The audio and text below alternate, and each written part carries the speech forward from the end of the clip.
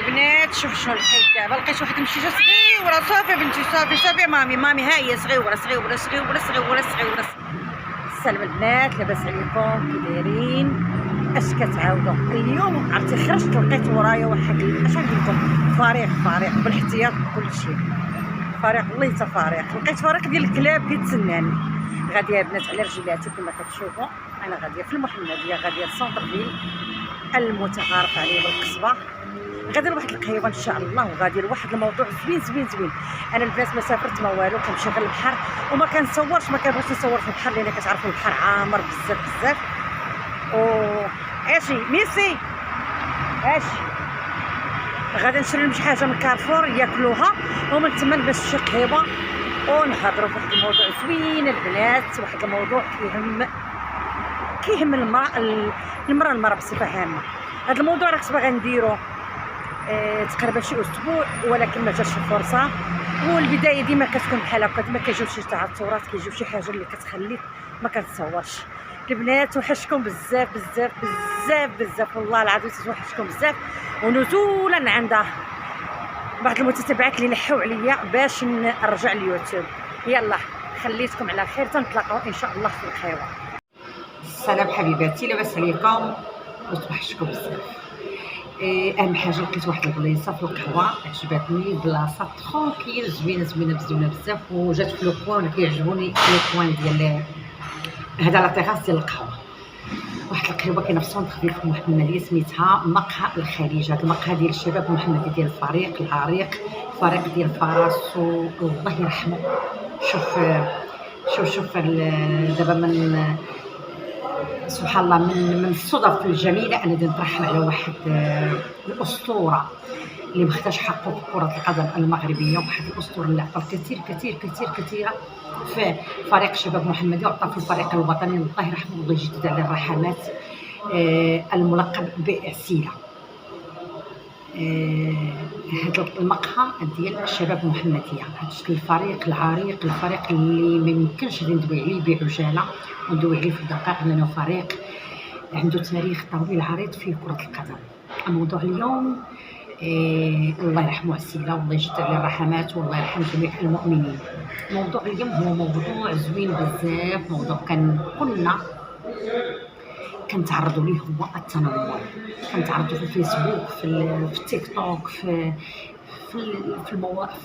مواقع التواصل الاجتماعي، كنتعرضوا ليه في الحياه اليوميه هو التنمر. واحد الانسان كيجلس عليك، كيعطيك لاطاك، كيهضر عليك، كيشتمك بالالفاظ النابيه، وكينزع لك الباطل والى اخره.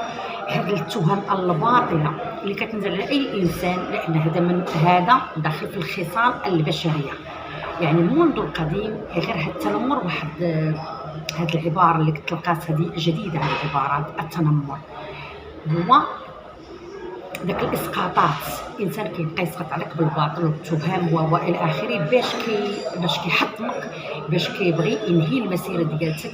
اما كتكون مسيره عمليه ولا كتكون عندك مسيره فنيه. اي واحد كيتعرض للتنمر، اي واحد يقدر التنمر يتعرض ليه لاعب كره القدم، يتعرض لفنان، يتعرض لانسان عادي، يتعرض لانسان ناجح، رجل اعمال، مراه اعمال، يعني ماشي بالضروري بالوظيفه. التنمر هي واحد الحاله، واحد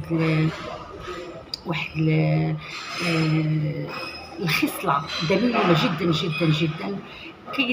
سبحان الله كاين واحد الشريحه من الناس اللي كتاخذها، كتكون عندها هذاك هو الحياه ديالها وهذيك الوظيفه ديالتها، كتكون الحياه ديالها سلبيه وكتكون الوظيفه ديالتها وهو تهضر في الناس. والا ما هضرتش في الناس سبحان الله ما كتنعش خلقوا لي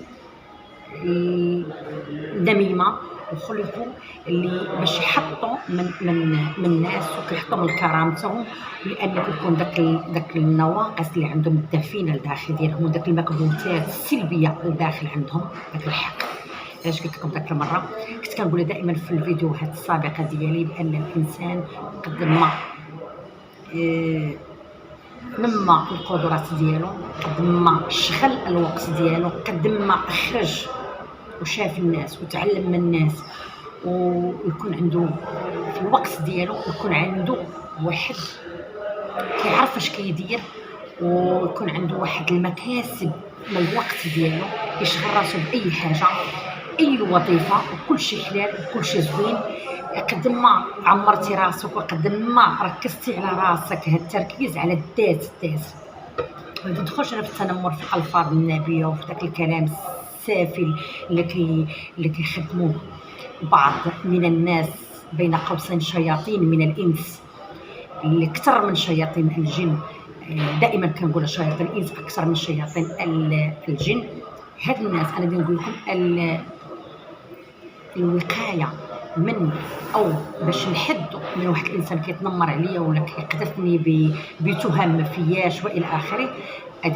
دابا انا بغيت نوصل لها هو هاد المرحله من الكلام، هو قد ما شغلتوا ريوسكم وقد ما ركزتوا على الذات ديالكم. ركز على الذات ديالك.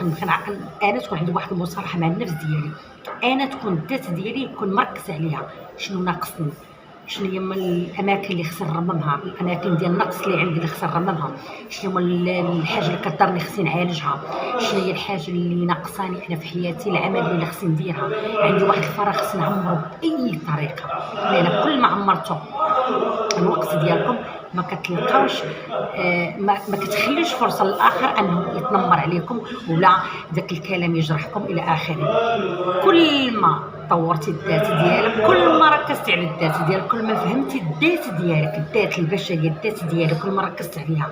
انا من الفاق الصباح شنو خاصني ندير، فين خاصني نمشي، مثلا عندي واحد المشروع خاصني ننجحو، اي مشروع بسيط صغير كبير، اي حاجه خاصني نفيق شنو ندير الى اخره. الاهتمام ونعرف مع من نمشي، مع من نجي، نتصاحب مع الناس اللي احسن مني، الرفاقه ديال الناس اللي كتكون السلبيه ما عندي ما ندير بها، الناس اللي كتضيع لي وقتي باطل ما عندي ما ندير بها. لان ملي كتضيع وقتك في الباطل لانك كتعرض لواحد المجموعه ديال الشحنات السلبيه هي اللي كتخليك كتكون عندك واحد الهشاشه وعندك واحد ما عندكش المناعه باش تقاوم هاد الناس اللي هاد الظاهره ديال التنمر ولات كثيره جدا. راه ماشي بالضروري انسان مشهور، لا حتى الناس العاديين. يعني لقيت هذا الموضوع بزاف ديال الناس كيقولوا لي وفاء احنا ما كنعرفوش واحد ما كيعرفكش وكيبقى يسبك، ولا مثلا شي نقاش خفيف كيتطور مثلا في التليفون ولا شي، ولا مثلا شي مكالمه ديال واحد الانسان مجهول ما كيعرفكش، مثلا غير تقطع عليه يبقى يتنمر عليك ويبقى يسبك ولا يكتب لك في الميساج. هذا تنمر، هذا ناتج على الفراغ اللي عنده هو. المتنمرين هذو خصكم تعرفوا، تكون عندكم قاعده، المتنمرين هما الناس الفارغين، هما الناس اللي ما عندهم ما يدير في حياته، راه ما عنده ما يدير، ما عندوش شي محتوى، ما عندوش شي اضافه اللي يضيفها للذات ديالو، ولا يضيفها للناس، يصلح بها الناس. مثلا المهم باش نركز على الموضوع ديال التنمر. قلت لكم التنمر هو واحد الظاهره سلبيه العالم كله يعاني منها عبر مواقع التواصل الاجتماعي، عبر العائلات، عبر سميتو في العمل، يعني في الاماكن العموميه. التنمر هذه ظاهره عالميه، ماشي ظاهره في المغرب وكفى. المهم بغيت باش نبسط الموضوع. كما كتعرفوني انا اتعمد التبسيط ديال كنبغي نهضر ببساطه جدا باش الكل يفهم بان هذا الموضوع زوين بزاف ديال التنمر، وان كل ما عطيتي للطرف الاخر عطيتي الفرصه كل ما كتخلي ليه واحد المساحه انه فين يطاكيك. ملي كتعمر الوقت ديالك وكتعمر حتى النهار ديالك، ملي كتعمرو وملي كتشغل الى اخره، ما كيكونش عندك وقت، كتكون عندك وقت غير باش ترتاح انت شخصيا. المتنمرين لا مكان لهم عند الناس العمليين. كل ما كنتي عمليه، كل ما كنتي مصالحه مع الذات ديالك، كل ما كنتي مركزه على الذات ديالك، كل ما كنتي كتعرفي ما لك وما عليك من الواجبات الدينيه، نشتغل بالصلاه، نشتغل بالاذكار، نعمر وقتي بالاعمال الخيريه، لقديت الكلام الجميل، الابتسام في اخوك المسلم، في وجه اخوك المسلم صدقه. تكون دائما نكون محفزين بالطاقه الايجابيه، ما كتخليوش السلبيين مكان لنا. حبيباتي، هذا الموضوع جميل جدا. انا بغيت ندير لكم اليوم هذه الجلسه اللي خديت فيها قهوه في هذا المقهى. بغيت ندير لكم هذه الجلسه ديال واحد الدردشه خفيفه جدا، واللي فتحت بها قوسين باش نتواصل معكم. شكرا حبيباتي، ونتمنى لكم امسيه سعيده ان شاء الله. موضوع يكون ان شاء الله الموضوع القادم يكون قيم ونشرحوا فيه اكثر واكثر. شكرا لكم على المتابعه.